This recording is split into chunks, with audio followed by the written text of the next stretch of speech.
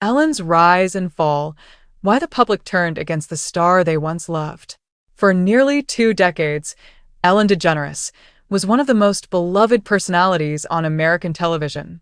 She built her brand on kindness, humor, and an upbeat attitude, becoming one of the most recognizable talk show hosts in the world. Yet in just a few years, her reputation collapsed. In 2024, Ellen announced that she was stepping away from show business. While the decision sounded dramatic, many observers pointed out that, in reality, her public downfall had begun years earlier, when audiences largely turned against her and the Ellen DeGeneres show came to an end. So, what exactly happened? Ironically, many of the qualities that once made Ellen successful eventually became the reasons people criticized her.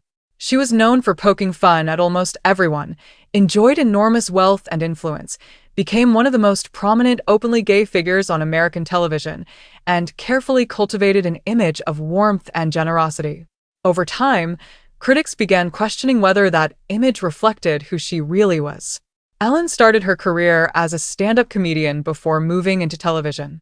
In 1997, she made headlines by publicly coming out as gay.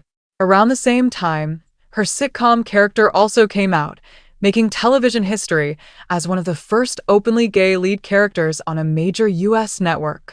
The moment became a cultural milestone and earned her widespread recognition, including a cover story in Time magazine.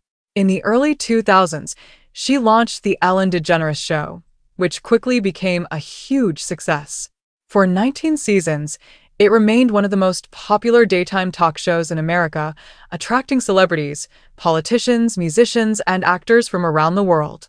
Beyond television, Ellen voiced Dory in Pixar's Finding Nemo and Finding Dory, hosted the Emmy Awards, the Academy Awards, and built a successful career as a producer and entrepreneur. Everything changed in 2020. The first wave of criticism began after Ellen was photographed sitting with former U.S. President George W. Bush at a football game. Some people questioned why she would socialize with someone whose political views, particularly on LGBTQ issues, differed from her own. Ellen defended herself by saying, "Just because I don't agree with someone on everything doesn't mean I won't be friends with them. I believe in being kind to everyone, not just the people who think exactly like you." Instead of ending the controversy, the statement sparked even more debate online. Soon afterward, comedian Kevin T. Porter posted a message on social media claiming that Ellen had a reputation for being one of the meanest people alive. He invited others to share stories about negative encounters with her, promising to donate $2 to charity for each response. The post quickly went viral. Thousands of people shared stories, some firsthand, others secondhand, describing Ellen as cold, dismissive, or difficult to work with. Former employees spoke about what they described as a toxic workplace culture, claiming they were ignored, intimidated, or treated disrespectfully. Some alleged that criticism was common and that raising concerns could put their jobs at risk.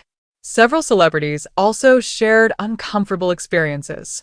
Actress Dakota Johnson famously corrected Ellen during an interview after the host claimed she hadn't been invited to Johnson's birthday party. Johnson replied that she had, in fact, invited her.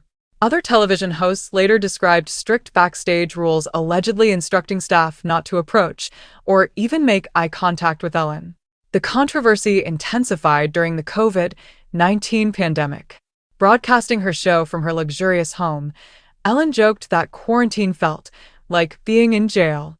Many viewers felt the comparison was tone-deaf, arguing that spending lockdown in a multi-million-dollar mansion was hardly comparable to the hardships millions of people were facing.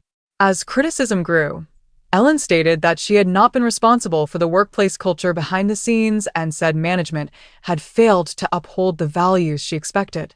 She apologized and promised improvements. Several celebrities publicly defended her, and the television network initially stood behind the show. However, public opinion had already shifted. Viewership dropped dramatically, with the show reportedly losing more than 1 million regular viewers. Ratings continued to decline, and after nearly 2 decades on the air, The Ellen DeGeneres Show came to an end. Following the show's cancellation, Ellen returned to stand-up comedy and announced a Netflix special, describing it as her final on-screen project. She has argued that the backlash against her was fueled, at least in part, by misogyny. Others believe the controversy reflected a broader cultural shift, with audiences becoming less willing to separate a celebrity's public image from allegations about their behavior behind the scenes. The full truth may never be known. Some accusations were investigated, others remain disputed, and many were based on personal accounts rather than independently verified evidence. What is clear is that Ellen's story has become one of the most striking examples of how quickly public opinion can change. A television icon celebrated for promoting kindness ultimately found herself criticized for allegedly failing to live up to the values she championed on screen.